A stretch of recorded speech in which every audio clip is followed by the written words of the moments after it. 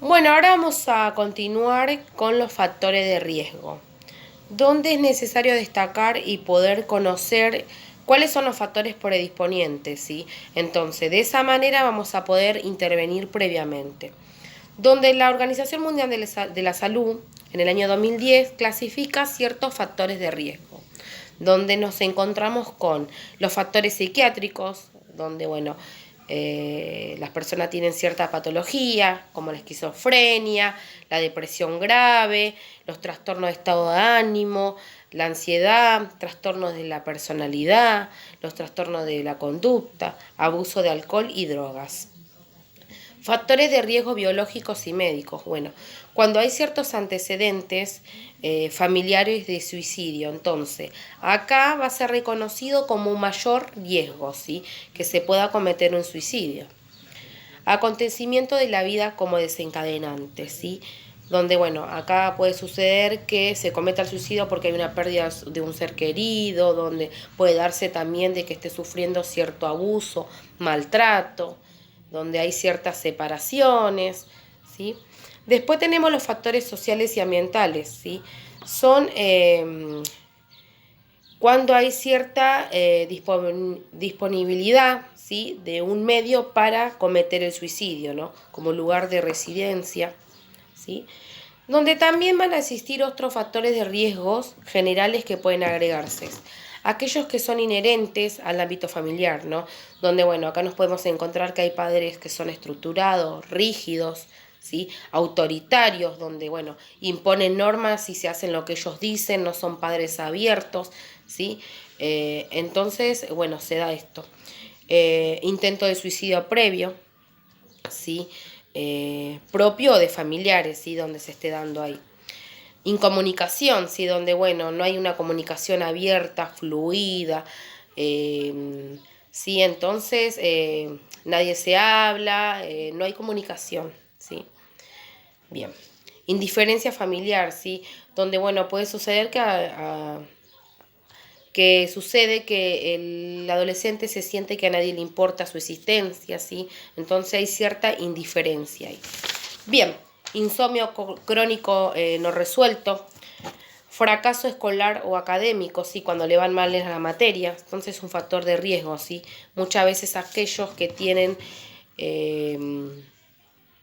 que se superan mucho, ¿sí? Se superan, llega un momento que cuando tienen un fracaso académico los golpea de tal manera que no pueden levantarse, ¿sí? O porque han estudiado mucho y resulta que fracasaron en la escuela, buscan el escape, el único es eso, ¿sí? Tener un intento, ¿no? Cambios abruptos de las personas débiles o inseguras, ¿sí? Entonces es fundamental cuando son inseguros, cuando son débiles, son factores de riesgo. Rupturas o quiebres afectivos y económicos, ¿sí? Cuando no tienen dinero, que quieren salir, también, ¿no? Cuando hay quiebres afectivos, cuando lo dejan las novias, los novios, accidentes reiterados, ¿sí? Enfermedades mentales, ¿no? Cuando acá hablamos de enfermedades mentales cuando no hay atención o son mal atendidas, ¿sí? Entonces es fundamental, ¿no? Si están tomando una medicación, tiene que estar eso acompañado de una terapia, ¿sí? Eso es fundamental. Entonces requiere de que tenga una atención bien, ¿sí? Como debe ser. Sociópatas como los estafadores, los delincuentes, los homicidas, ¿sí? Adicciones, fundamental acá los juegos, las drogas, sobre todo también cuando hablamos de las drogas, cuando se da el cuadro de abstinencia, ¿sí? Donde, bueno, el sujeto experimenta ciertos síntomas, donde tiene ese deseo de querer drogarse, y bueno, sucede que a veces la única salida que tienen es intentar suicidarse. Entonces es un factor de riesgo también lo que es la abstinencia, porque bueno, puede suceder que se autoflagele, ¿sí?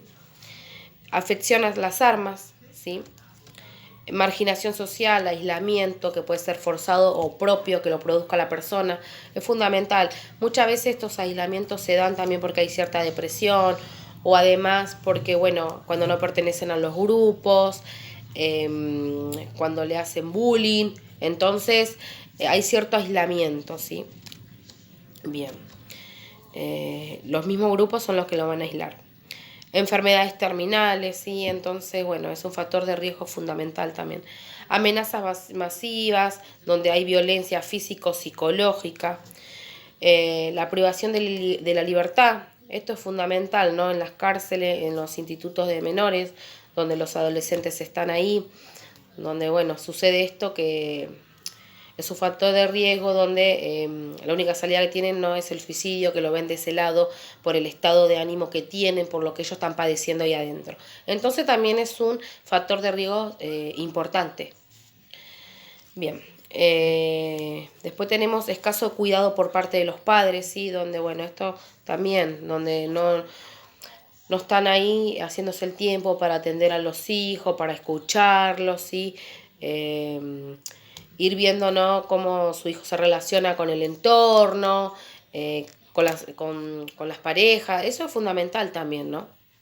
No estar ahí sobreprotegiéndolo, pero estar presente ante una guía y poder ayudarnos, ¿no? Bien. Pelea frecuente entre padres, con agresión, tensiones, ¿sí? Hay situaciones que por ahí son imbancables, siempre lo mismo, hay agresión, se pelean, hay problemas, eso genera todo tensión en esas situaciones, donde llega un momento que al sujeto lo desborda, ¿sí? Divorcio, separación o muerte de los padres, ¿sí? Muchas veces eso genera.